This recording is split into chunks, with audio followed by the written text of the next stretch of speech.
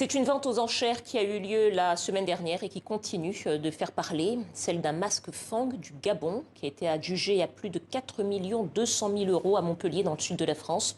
Des ressortissants gabonais ont tenté de perturber la vente et de réclamer ce qu'ils considèrent comme un bien mal acquis colonial. Rappel sur ces faits avec Darik Alinglopi et Fabrice Birot. Merci de vos enchères à 4 200 000. Une fois. 2 fois, je juge. Adjugé 4 millions. Des applaudissements pour une vente controversée. Ce masque Fang du 19e siècle a trouvé preneur. Cette œuvre inestimable serait issue de l'actuel Gabon. Alors au cours des enchères, une association tente de s'opposer à la vente. Je vous vois bien en train de rigoler, vous allez sortir vos chèques alors que c'est quelque chose qui a été volé durant la colonisation. Si cette vente suscite les passions en France, c'est qu'elle intervient au moment même où Paris procède à des restitutions d'œuvres. Seulement voilà, le masque Fang vendu aux enchères n'appartient pas à un musée national, mais à un propriétaire privé. Une vente parfaitement légale donc, mais qui n'empêche pas l'indignation. Nous avons des biens qui sont dérobés en Afrique et qui sont vendus ici de manière illégale.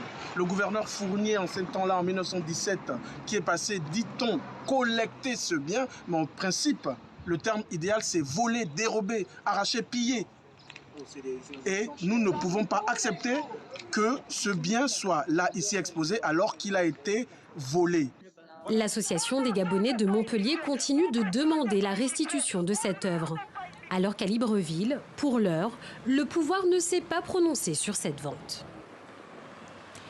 Et faut-il exiger la restitution de toutes les œuvres d'art africaines, y compris celles qui sont détenues par des particuliers? Pour en parler, nous sommes avec Sali Alassane Thiam. Bonsoir. Bonsoir. Soyez le bienvenu au Journal Afrique. Alors, vous êtes le président de l'ONG Afrique Patrimoine, qui est une ONG engagée pour la promotion de la culture africaine dans le monde et qui se bat aussi pour la restitution des œuvres d'art, comme on vient de le voir, des œuvres d'art africaines. Avec quels arguments, finalement? Pourquoi est-ce que toutes les œuvres d'art, selon vous, devraient être restituées à l'Afrique? Alors, c'est important de restituer ces objets parce que ces objets, aujourd'hui, sont témoins de l'action de l'homme, sont témoins du génie créateur de nos ancêtres. Si on regarde ce masque de Fang dont on est en train de parler, ce masque a inspiré l'art contemporain européen. Ce masque a inspiré les plus grands peintres européens comme Modigliano, comme Pablo Picasso, qui est actuellement d'ailleurs exposé au musée Civilisation Noire de Dakar. Donc c'est un masque aujourd'hui qui représente le génie créateur de nos ancêtres et c'est important pour que la jeunesse africaine ait accès à son patrimoine.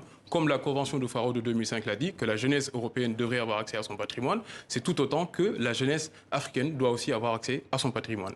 Alors, on l'a vu dans le reportage qu'on vient de diffuser, la problématique ici, c'est que ce masque, en fait, appartenait à un collectionneur privé, donc la vente, et même la vente aux enchères, est tout à fait légale.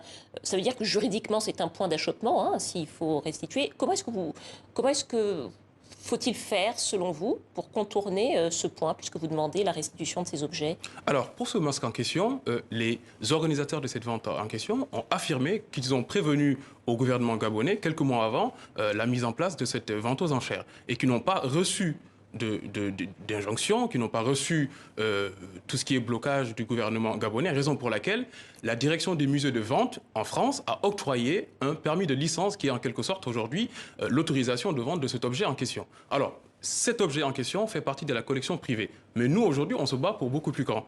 Notre combat aujourd'hui concerne les objets culturels africains qui sont au nombre de 90 000 dans les musées européens, qui font partie de la collection publique et qui sont soumis à la domanialité publique. Donc aujourd'hui, nous, on se bat sur cette question-là. Et l'objectif, c'est d'essayer de mettre en place un universalisme. Donc cet universalisme, comme on dit, avant que ces objets puissent être visibles par la jeunesse européenne, ils doivent d'abord être visibles en Afrique, à Dakar, à Abidjan, et demain à Tokyo et à New York. On prône cet universalisme, par contre, il faudrait dans un premier temps que ces objets puissent d'abord être visibles à Dakar, d'abord être visibles à Abidjan par la jeunesse africaine, avant que ça soit visible en Europe, etc. Alors, je vous arrête un instant parce que vous venez bien de faire la distinction entre les objets qui sont dans les musées ici en Europe et ces objets tels que ce masque qu'on vient de voir, qui sont détenus par des propriétaires privés.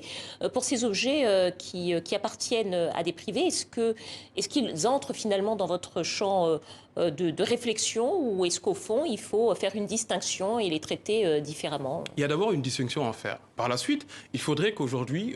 Mais est-ce que cela aussi, selon vous, est-ce que ces objets qui ont été récupérés à une époque coloniale doivent également, comme le disait le monsieur dans le reportage, selon vous, est-ce qu'ils doivent également être restitués au musée africain? Ah mais parfaitement. Ces objets par exemple qui ont été, on dit aujourd'hui, avant la vente aux enchères, ces objets appartenaient aux descendants du vice-gouverneur Fournier. Vice-gouverneur Fournier, qui était vice-gouverneur de l'AEF, Afrique équatoriale française à l'époque, et qui l'a acquis en 1917, au début du XXe siècle, et 7 ans après la fondation de l'Afrique équatoriale française. Donc c'est un sujet sur lequel l'Union africaine aujourd'hui doit se mettre en avant, et c'est-à-dire que faire un plaidoyer sur son droit de préemption, avant que les autres, par exemple, pays ou bien des particuliers puissent l'acquérir, et que l'Afrique puisse l'acquérir et le mettre dans des musées africains, parce que la valeur intrinsèque de cet objet a été estimée entre 300 000 et 400 000 euros.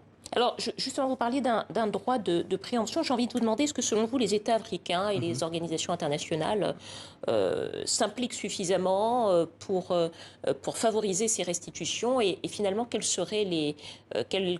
juridiquement, comment est-ce qu'ils pourraient faire pour que ces restitutions se fassent plus rapidement? Alors, par rapport aux États africains, prenons l'exemple du président en exercice de l'Union africaine.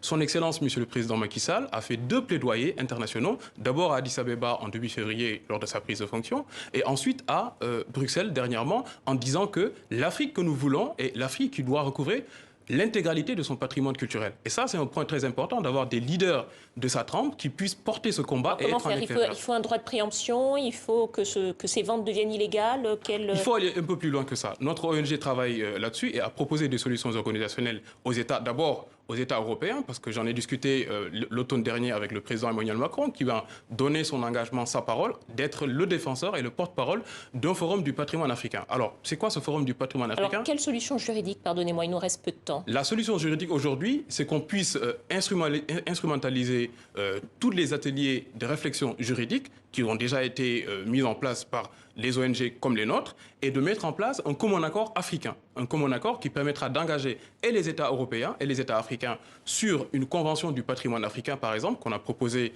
dans le cadre de l'objectif du Forum du patrimoine africain, pour qu'une fois que ces États ont ratifié cette convention, qu'on puisse derrière, parce qu'il s'agit d'une volonté politique pour cette question. En France, par exemple, l'Assemblée nationale française a voté en loi pour permettre à la restitution de 26 objets culturels. Et aussi le sabre des âges mortels. Donc il faudrait ensemble avoir des leaders qui puissent porter ce combat, et derrière que la société civile africaine puisse travailler, c'est-à-dire avec les États, pour pouvoir sortir de ces sentiers battus et pouvoir obtenir aujourd'hui dans le monde entier ce qu'on appelle un nouvel ordre culturel mondial. Un nouvel ordre culturel mondial que vous appelez de vos voeux. Merci beaucoup, Sali Alassane Thiam, président de l'ONG Afrique Patrimoine. Merci à vous. Merci beaucoup d'être venu sur notre plateau.